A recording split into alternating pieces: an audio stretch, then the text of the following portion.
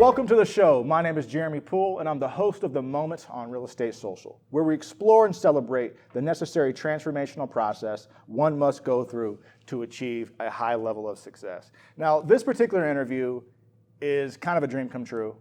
It's a big one for us. I told you guys a couple of months ago that we're traveling to New York to interview Anthony Lolli, and here we are. We're in Barnes & Noble's in Manhattan, New York. It's beautiful. It's like 79 degrees outside. And we're here to interview Anthony Lolli. Anthony is an author, builder, entrepreneur. You've seen this guy probably on Fox News, NBC, CNN, probably everywhere. And we're here to learn from this man. He became a licensed real estate agent when he was 19 years old and became a multi-millionaire by the time he was 23 years old. In terms of the moment, I'm sure you had plenty. Anthony, please tell us, how do you go from being 19 years old and having the ambition to want to become a licensed agent and then becoming a millionaire by the time you're 23 years old? It's all about dream board and goal setting. You know, I had a goal. At 19, I looked at the opportunity. I I closed my first rental transaction, and it was like $2,500, and I did it in 20 minutes. Okay. And I was like a vampire. I tasted blood. I said, I want man, more. I only had to go to school for 1 week, you know, to get licensed. Really? You know, in New York at the time, Sure. it was like 40 hours worth of education, and then you take 2 tests. And I said, that's it? That's all I have to do? Right. So, and I did the math. You know, you take $1 million, you divide it by 365 days. And he said, that's pretty attainable if you just, so it's a step-by-step goal setting. But it even came before I did that transaction. Is really when I was in the real estate class. Yeah. And the instructor was talking about how you could make money in real estate. Yeah. You could be a developer, you can be an investor, you can be a broker, a salesperson, you know. And I said to the instructor, I said, excuse me, sir, if that's the case, then why aren't you doing it? And he said, I'm going to talk to you after class. I said, no problem, I'm waiting for you. So after class came, and I said, so, you know, I don't mean to be a pain in the neck, I'm just curious, you know, if you've done this so long. He says, you know, Anthony, I actually own this real estate school. And so I did the math. He was making about $1.5 million a year from, you know, licensing classes and all that stuff. So I said, sir, I'm going to pay attention, no problem. And so it was at that moment that it made sense to me. I said, there's something here in the industry. There's something here. And I set my goals. I said, I'm going to be a top-notch agent, you know, a top-performing agent, a salesperson, and sell real estate, rent real estate.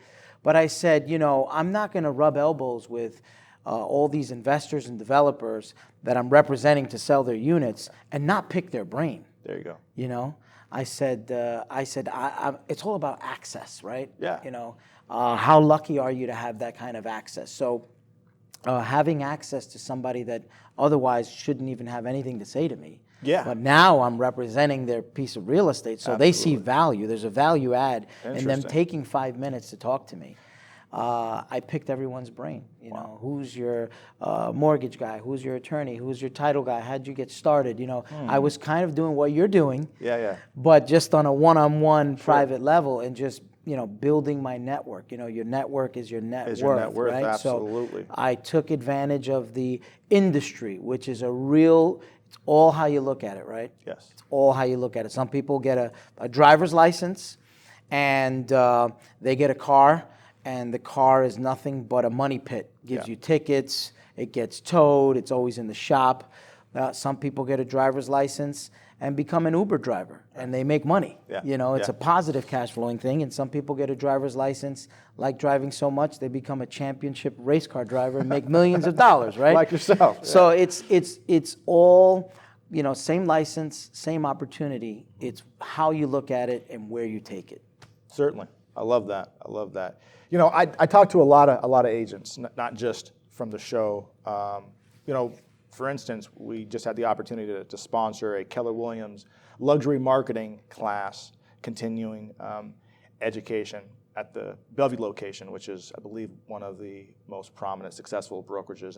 And just having a lot of conversations with agents. Most people don't do what you did in terms of, rather than just looking at that individual transaction and putting in the work, doing your best to make sure that you're serving that client, but actually taking it a step further and picking their brain. Now, I wonder if that's something that you could only do as a young man, or do you think that's something that can be applied in your late 20s, 30s, 40s, 50s? Well, there's plenty of examples of successful people that started later on in life, right? Sure. Ray Kroc started at 50. There you go. What is it, Colonel Sanders, much later, 60-something. Yeah. And even Steve Jobs, who, had to restart himself after he had that falling out with Apple. It doesn't hurt to have a couple $1 million in the bank, but, sure. The idea is that the moment can happen now. Yes. Yes. And you can change right now. It doesn't matter the past. I love that. I mean, that's what this whole show is about, is not necessarily your past moments, but where are you going? And make those decisions right now today to change, to improve. That's fantastic. So, Anthony, here we are, Barnes & Noble, Manhattan, New York, here talking about your book. I understand you actually have a few book signings coming up? Yeah, we partnered with Barnes & Noble, fantastic brand. It's actually, I talk about them in my book. Okay. Early on in my career, there wasn't YouTube. There wasn't the internet as vast as it is. My internet and YouTube was Barnes & Noble, so I got a lot of my education from learning, just diving into those aisles and just learning and reading. So what's happening is that we've partnered with Barnes & Noble, and we're doing a national book signing. So for all the dates and times, because it's kind of growing every week, we get new invitations, they can check below this link, and we'll have all the dates and times. Awesome, awesome. Yeah, I'm excited, man. It's really a dream come true. I bet. Yeah. I mean, hopefully, years down the road, maybe I have an opportunity to write a book. I mean, that's fantastic. We can co-author a book. Why let's not? do that. You know what I mean? Yeah, let's do it. Everything is the heart of the deal. Everything comes with a root. Yeah, right. I love it. Well, you guys heard it. We're going to write a book together. Doing some research on you, it really seems like your employees are kind of like Raven fans, man. I was just telling my girlfriend here on the way to this shoot is I think you're the only businessman that I know who actually has fans. And so, how do you go about building that? I'd love to build that here.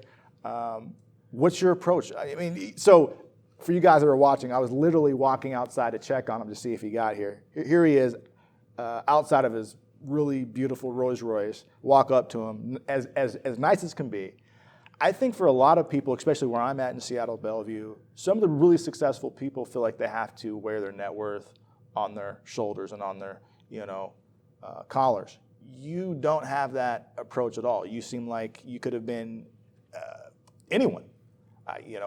For you to embrace me in that way and to be that open and willing to help, not only with me, and I've watched a lot of your videos, you're the same guy. You're the same guy I talk to on the phone. Oh, by the way, it's a cool story, guys. We can come back to this. I first got introduced to Anthony by my girlfriend on Instagram. She was like, this guy has an incredible book, has an incredible story. One day, we need to interview him. And so I reached out to him, and I think it was something really simple like, hey, bro, I love what you're up to. I'd love to connect. And he said, when? And I said, right now. And the next thing you know, we're on the phone. And so for a guy like him to be as successful, he's been on every network you can probably name. For him to be that open and willing to help people is just fantastic. And so beyond your willingness to help, I guess, is there a secret to your success? Is there a secret to people's devotion and loyalty to you? I think it's twofold. You get what you give. Okay. You get back what you give to the people. And I never forgot where I came from. That's great. And I never forgot where my parents came from. Okay. I think it's a generational thing, and I understand humanity. Yeah. And, I just turned 40 this year, and I've lived a lot of life, not as much as others, but I know that you only get good things, karma. Karma. You only get good things. It makes no sense. Right. People that try to showboat or pretend to be bigger than what they are, they're hiding something. If you're confident in who you are as a person, there's no need to wear a mask. You know what I mean? That's just how I am. It's I'm more about the people. I'm not disconnected. And that's definitely evident, man. In your book, in your story, everything that I've seen about you, you are you. You're a person. You're not wearing a mask. And that's something that I fully intend to carry on from here. One thing from doing research, it seems like your friends and your family are very important to you. Yeah. Can you talk to us a little bit about your family, where you came from? Yeah. And yeah. Well, my mom was from Ecuador, so she came here to escape a bad marriage. So she came here on her own and with literally $20 in her pocket. So she had to give up, I think it was $10 to the guy to stamp her visa just so she can get into the country. So she knew no one. She found her way to a Hispanic community in Brooklyn and lived in an abandoned building. And throughout that Hispanic community, they introduced her to places she could work. One of those places was a sewing sweatshop. So she worked at a sewing sweatshop. Sure. She produced that money to kind of pay for her son, my half-brother, that was living in Ecuador. She took on multiple jobs. Eventually, she put herself through beauty school, became a beautician, then a home attendant. But she struck gold when she took care of an older woman who was an older Italian woman who said, and she told her the story, I have a son, and this is before I was born, and then eventually I was born, and she said, I'm going to teach you how to raise successful boys, because I have 4 boys, 2 doctors, 2 lawyers, and so she kind of mentored my mom on how to be a good mom and raise some good kids with some good solid footing and foundation. So that was a big help, you know. That's phenomenal. And then, of course, my dad, he's from Italy. He, went to college on the GI Bill, so he was a World War II veteran, so he served in World War in the Navy. Then eventually that degree took him to becoming a public school teacher. So he taught all grades, all subjects, even music, science, math. And then eventually he taught prisoners in Rikers Island to get their GED, their high school equivalency. So I saw him doing all of that stuff, serving the public, serving the community, helping people. And even in the prisons that he taught in, after class, he would teach them how to tie a tie and how to do a job interview. He would give them suits and things like that. So, I saw that, growing up. We had a 1-bedroom rent-controlled apartment, very small place. And so I saw that, and I still remember those days. Do you? Yeah. So, and that's what kind of keeps me grounded. But I appreciate those hard times. Yeah. It molds you. I remember, not looking at someone like a kid. If I would go visit a kid and they had cable TV, that was like a big luxury. Like they were rich, Yeah. And I still remember taking the bus and pulling the chain to get off on the next. So I remember all those things, So and when I see people, a mother with their son or parents with their son, reminds me of me. So yeah. Those are the moments that they still carry in my heart. That's fantastic. That's great. What's the most emotionally challenging experience that you've ever had? I think the emotionally challenging experience is going into uncharted territories and not being familiar with how to navigate through those territories. Right. It doesn't matter what it is, whether it's a transaction, a deal, adversity. You have to kind of get your emotions in check and understand that, and I've said this before, but life is like a video game. Okay. Right? The closer you get to winning the game, the more adversity, the more the zombies are going to come at you, the less lives you have to lose. But that's a telltale sign that you're going to get to a win. Right? Interesting. I was literally just having this conversation with someone, and they compared it to every time that you're about to level up, you have to face a boss. And you never want to face that boss. There's a good chance you're going to lose and have to go back a level. But that's when you know that you're doing something right. That's when you know that you're getting ready to reach that next level. So that's fantastic. It started cracking me up inside as soon as you said that. Because the other person I was talking to was also very successful. So it was interesting that he used that same analogy to explain that. Yep. So if it's not muddy waters, if it's not challenging, you're not really going anywhere. Turbulence. Yeah. I think it was about 10, 15 years ago. I was on a business trip to San Diego with my friend's father, which at the time was a pretty successful guy in real estate. And as we were lifting off, he was like, Jeremy, do you feel that? I'm like, feel what? Do you feel that? It's shaking. You're kind of nervous. I can tell by sitting next to you that you're nervous. In about 5 minutes, that's all going to calm down. But what's happening was we were on one level. And this is very analogous to if you want to reach that next level, you have to embrace it, to put your seatbelt on and expect to be uncomfortable. Right. Because most people aren't willing to go on that ride. Better yet, they're not willing to be uncomfortable. They're not willing to put themselves in situations where they haven't been before. But, and there's a big but, you have to know that eventually it's going to level out. Right. And so I always remembered that. Actually, just on the way here, I didn't say this to my girlfriend. I keep pointing over there because she's sitting over there. But that is so true, is as you're moving to the next level, you have to expect turbulence. You have to expect a big boss, something difficult.